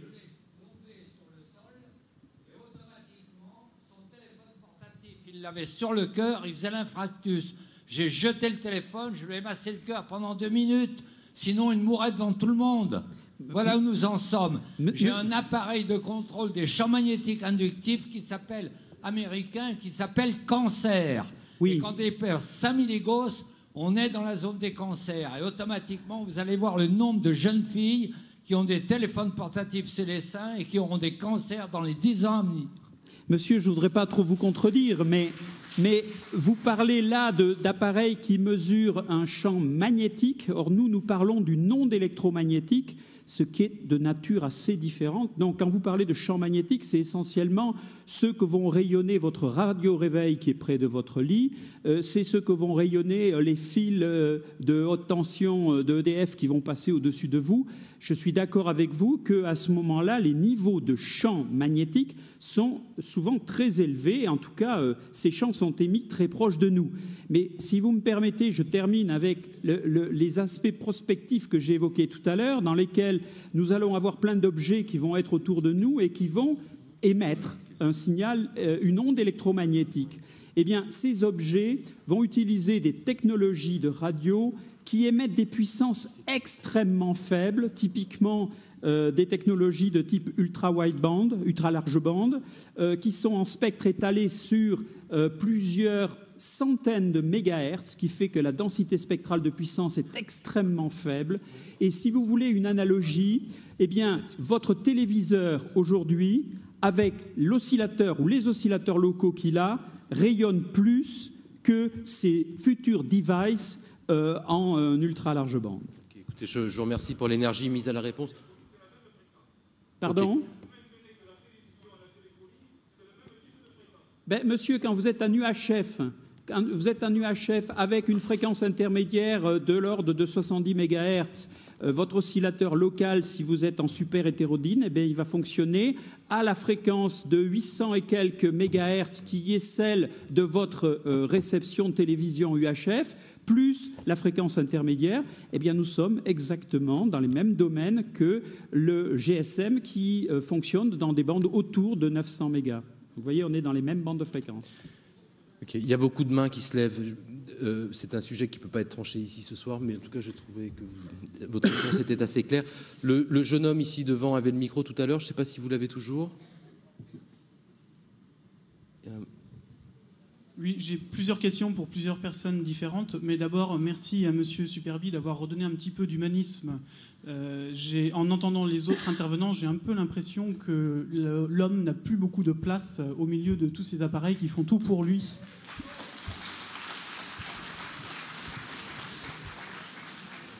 J'ai une question. Excusez-moi, je suis un peu désolé. J'ai quand même l'impression qu'au niveau de la SNCF, on s'occupe du client et de l'homme. On ne transporte pas des robots. Oui, moi, je ne serais pas aussi péremptoire. Je veux dire, il travaille quand même au service de l'humanité.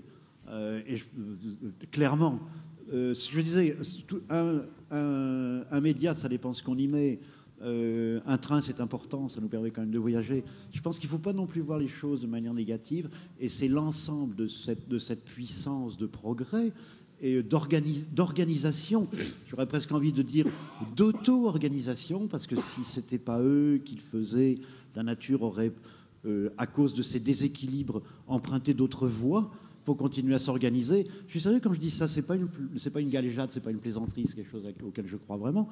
Et je crois que de toute façon, dans le type de civilisation dans laquelle nous avons mis le doigt, nous ne pouvons pas décider certains coups de frein. Il serait utopique, impensable. Je pense qu'il faut au contraire aller de l'avant. Et moi, je suis assez optimiste en ce sens que peut-être avec le gros bémol des déchets nucléaires, qui me semblait une sale affaire, mal résolue et mal engagée, je crois que tout de même, le problème de l'effet de serre est maintenant suffisamment présent dans la tête de ceux qui ont un pouvoir décisionnel pour faire que ça prend une assez bonne voie. C'est pas tout à fait résolu, mais ça prend une assez bonne voie. Alors justement, par rapport aux déchets nucléaires, c'est une des questions que je voulais poser. J'ai entendu énergie propre nucléaire, ça m'a fait hérisser le poil, mais bon. Un des intervenants à ce forum a émis l'hypothèse d'enfouir les déchets nucléaires dans certains volcans. Alors, est-ce que M. Roy pourrait, d'ici à l'année prochaine, lancer des études là-dessus pour avoir quelque chose de sérieux, pour savoir si c'est plausible ou pas? Si vous voulez bien, je finis l'ensemble de mes questions, puis vous pourrez répondre. Ça a été dit dans un atelier mercredi matin. Une question sur les trains. J'ai eu l'occasion de prendre un train et j'étais beaucoup moins fatigué que d'habitude. J'ai réalisé après coup que c'était un train qui venait d'Allemagne. Et est-ce qu'il n'y a pas une histoire... Laissez-moi finir, s'il vous plaît.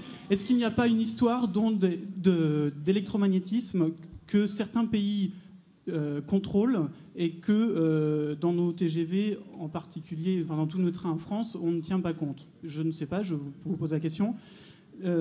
Au niveau du téléphone portable, vous parliez des appareils qu'on peut avoir à l'oreille. J'ai, sur recommandation de quelques personnes un peu huluberlues, mis un petit cristal dans mon téléphone. Il s'avère qu'au bout de 6 mois, il se désagrège à vue d'œil. Donc j'imagine que ceux qui ont trop souvent leur portable à l'oreille, ça doit vraiment les déranger. Et sinon, au niveau d'autres alternatives... On va essayer de répondre aux premières questions. Au niveau des moteurs, je vais vous couper la parole. Sur les moteurs alternatifs comme les moteurs Pantone, est-ce que la question a déjà été posée sérieusement dans vos administrations et dans vos centres de recherche? D'accord, moi je propose, si vous voulez bien essayer de répondre sur le train, parce que je pense qu'on a un éminent spécialiste de ces questions ici.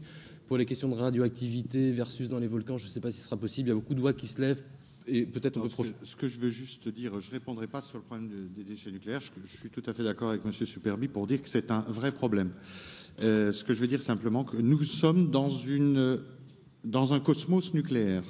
Toute l'énergie dont nous disposons sur la planète est nucléaire. Le Soleil est une bombe thermonucléaire contrôlée. Le noyau terrestre est en activité nucléaire. Nous avons des rayonnements radioactifs dans le sol, naturels, dans le Morvan, tous les massifs cristallins sont naturellement rayonnants radioactifs. Donc, je dirais que le nucléaire, à la limite, c'est ce qui nous permet de vivre. Simplement, le problème du déchet nucléaire, c'est un problème complexe qui n'est pas résolu aujourd'hui, qui est en phase d'analyse, de recherche, d'essai. Pour l'instant, c'est le stockage, la neutralisation, le stockage. Que sera demain? L'enfouissement des volcans, ça paraît... Il y a même aussi des gens qui suggèrent de les satelliser, les déchets nucléaires. Donc il ne faut pas forcément accorder prix à tout ce qui peut circuler comme fantasme ou comme illusion sur ce domaine. Il y a un vrai problème, c'est clair. Bon, si je peux dire juste un mot là-dessus, à titre personnel, j'anime une revue qui n'est pas connue pour ses positions pro-nucléaires, mais il y aurait des choses très intéressantes à raconter. Je considère avec les invités qui sont ici que le sujet est effectivement relativement mal engagé et extrêmement sérieux. On pourra prévoir d'en parler une autre fois. Il y a des travaux qui sont aussi eux-mêmes extrêmement sérieux, qui visent à réduire les périodes de vie radioactives des éléments les plus dangereux. Ce sont des travaux qui avancent, qui sont prometteurs, qui sont peut-être insuffisamment médiatisés. Je pense que le propos de cette table n'en est pas là. Je souhaiterais que M. Clion puisse répondre à la question sur les trains. J'ajoute que quand je disais nucléaire, énergie propre, c'était vis-à-vis de l'effet de serre. Si nous n'avions plus l'énergie nucléaire, aujourd'hui, nous serions dans une situation extrêmement grave au niveau effet de serre. Si Kyoto nous impose un 0 par rapport à avant, c'est de fait... grâce au nucléaire, mais c'est une autre question. Sur le train, des problèmes électromagnétiques? Non, mais sur le train, je ne vais pas répondre sur ce problème-là, parce que c'est dire que si j'avais fait le trajet ce matin Paris-Marseille en voiture par rapport au TGV, j'aurais été sûrement beaucoup plus fatigué s'il n'y avait pas l'électromagnétisme qui aurait provoqué le problème. Il y a nettement d'autres problèmes dans un train, d'ailleurs liés à l'individu suivant qu'il a fait la fête la veille ou pas. Par exemple, les problèmes de vibration, les problèmes de bruit, les problèmes d'infrason, mais il n'y a aucune raison d'avoir d'électromagnétisme dans les trains, pour une simple raison, c'est que la signalisation pourrait en souffrir. Et la signalisation, c'est un domaine de sécurité qui est vérifié sans arrêt.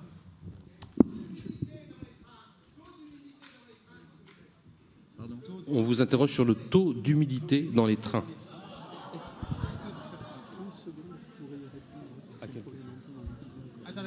Excusez-moi d'intervenir. Voyez-le après, parce que voyez-le après. Hein. Excusez-moi d'intervenir. Alors, attendez, je voudrais voir les gens qui lèvent la main pour poser une question. Vous avez le micro au fond, monsieur?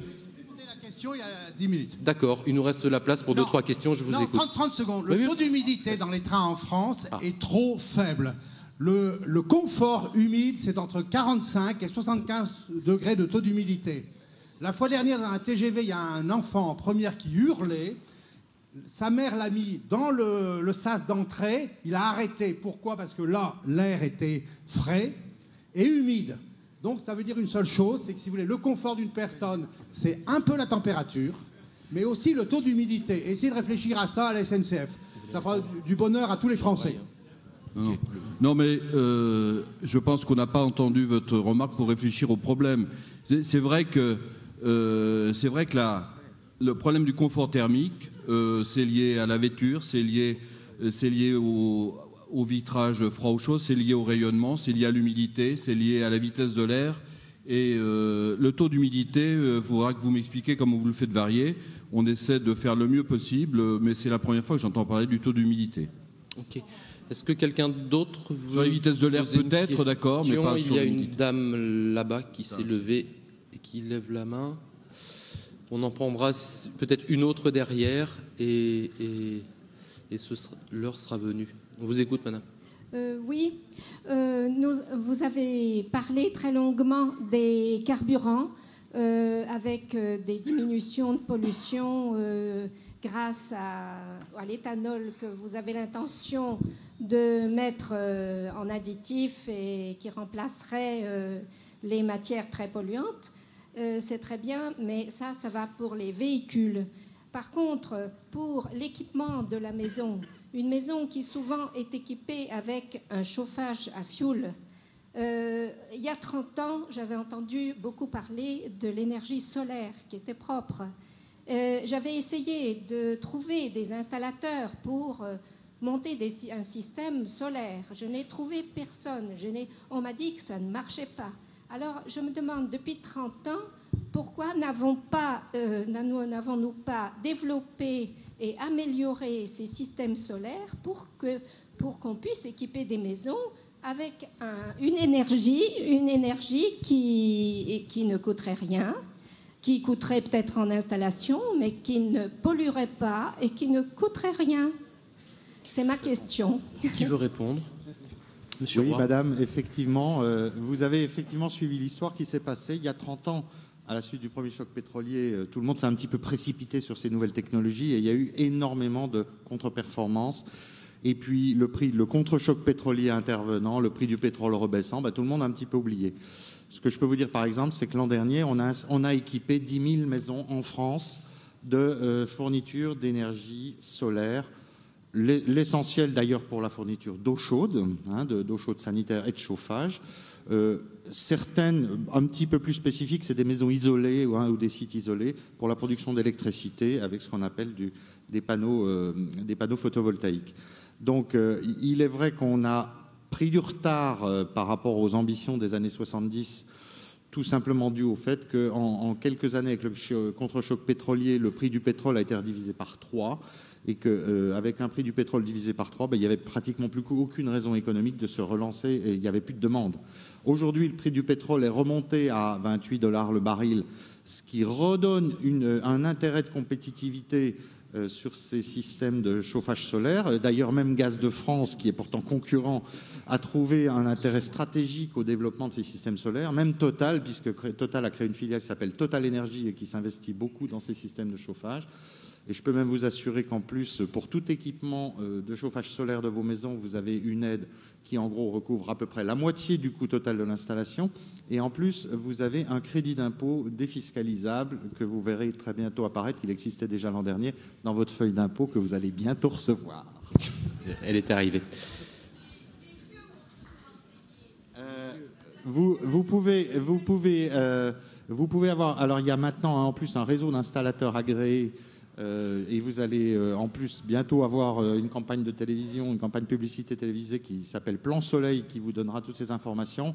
Retenez, si vous voulez, un numéro d'information. Il y a un numéro vert, malheureusement je ne l'ai plus en tête, mais retenez un numéro 02 41 20 41 20. Voilà, un numéro... Comment ? Ah non, mais c'est le numéro de mon agence, ça, que je vous donne. Non, parce que EDF n'est pas, effectivement, directement impliqué dans cette affaire. Mais... Qui ça, EDF? Non, vous avez un réseau d'installateurs qui est qualifié, qui s'appelle Calisol. Je crois qu'il y en a 470 installateurs qui sont répartis à peu près dans toutes les régions françaises, même dans les régions du Nord d'ailleurs, où le système fonctionne également. Il faut savoir qu'à exemple, un système de chauffage solaire dans le sud de la France va vous couvrir à peu près 70% de vos besoins. Donc il y a toujours un complément de besoin au gaz ou éventuellement à l'électricité à obtenir. Dans le nord de la France, on peut à peu près couvrir 40% des besoins d'une maison. Donc il y a un réseau d'installation. Contactez, si vous voulez, il y a dans chaque région une délégation régionale de l'ADEME, l'Agence de l'environnement et de la maîtrise de l'énergie. Vous la trouverez dans l'annuaire. Contactez-les, vous aurez toutes les informations que vous voulez. Il y a également maintenant en France 300 points information énergie ou espaces information énergie qui vous donneront toutes les informations nécessaires, y compris sur les aides et les réseaux d'installateurs qualifiés. Merci, voilà. Monsieur Roy, pour ces précisions. Le maître de cérémonie me fait signe que nous débordons, donc nous allons briser là. Je vous remercie d'avoir été présent. Je remercie chaleureusement les gens de ce plateau qui a tenu ses promesses, je crois. Merci à vous, monsieur. À bientôt. Merci.